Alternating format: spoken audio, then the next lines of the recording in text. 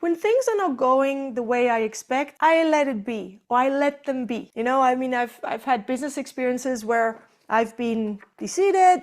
People have screwed me over. And in the past, it would make me very upset. It would make me very angry with myself.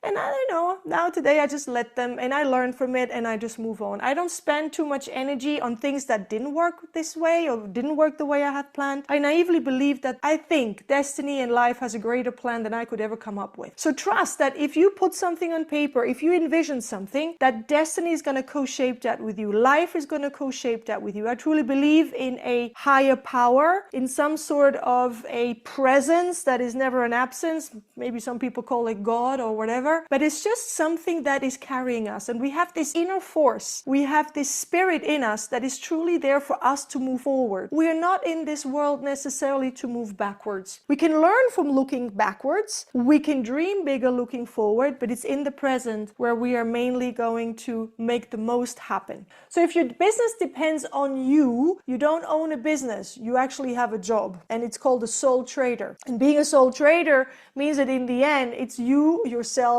and you again. And it's the worst job in the world because you're working for a lunatic. Let's be very honest. Who of you would be willing to work those kind of hours for someone else? I would never work for me. If I was an employee of myself, I would hate myself as a boss because the amount of work I'm doing, the hours I'm doing, it's lunatic, it's insane. But because I do it for a greater purpose, because I do it because I choose to, is a very different scenario than because I have to. But we want to change this around, and I want you really to start networking and start partnering together, especially as visionaries, way more than maybe the pioneers or the prodigy, to start working together as a team. You can grow a business not needing employees. You can grow a business outsourcing, partnering with other people, which doesn't have you have the risk of an employee, which doesn't have you have the risk of employing somebody, but of having the benefits of having other people helping you, amplifying your business. As an example, the studio I am working at is Instant Pilates. It's not called Eva or anything else. We chose to call it Instant Pilates.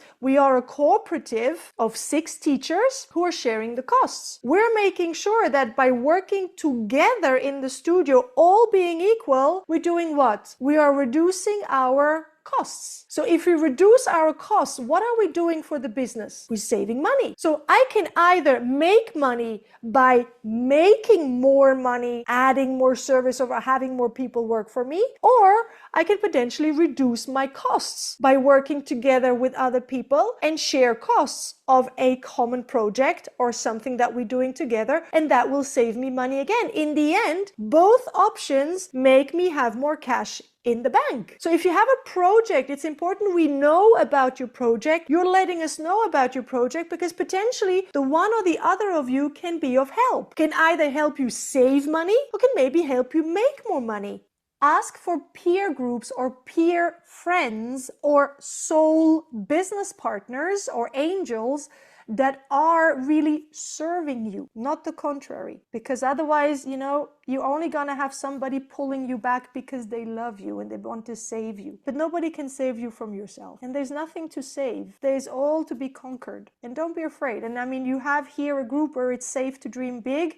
And I will support every dream you have and try to find ways to brainstorm to make it happen. No dream is too big. I urge you, I have a bucket list of 20 dreams that I want to happen in my life. And whenever one dream is crossed, another one comes back. So I always have 20 options of 20 things I want to happen in my life. It could be just 5. You can start with 5 or 10 or 15, whatever it is. But I did this when I was 19. I wrote down 20 things I want, and this has evolved ever since. Risk-free, I told you already, all of you, if you want to take 1, 2, 3, up to 6 clients into my chalet in my house and do Pilates there and have access to Rachel's Pilates studio, with having an agreement with her and the owner of it, which is Sophie, you have a place to go. And you don't have to put a down payment and all this stuff. If it happens, it happens. If it doesn't happen, it doesn't happen. It's zero, it's risk-free. And even if you just go with 1 or 2 clients, you've done it and you've gone there.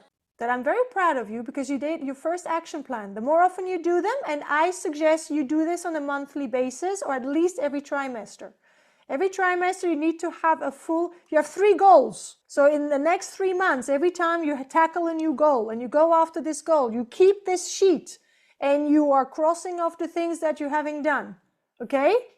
As you could notice, my little one is in the house, which means Ellie is telling me very kindly, Mommy, wrap it up. On passe à autre chose.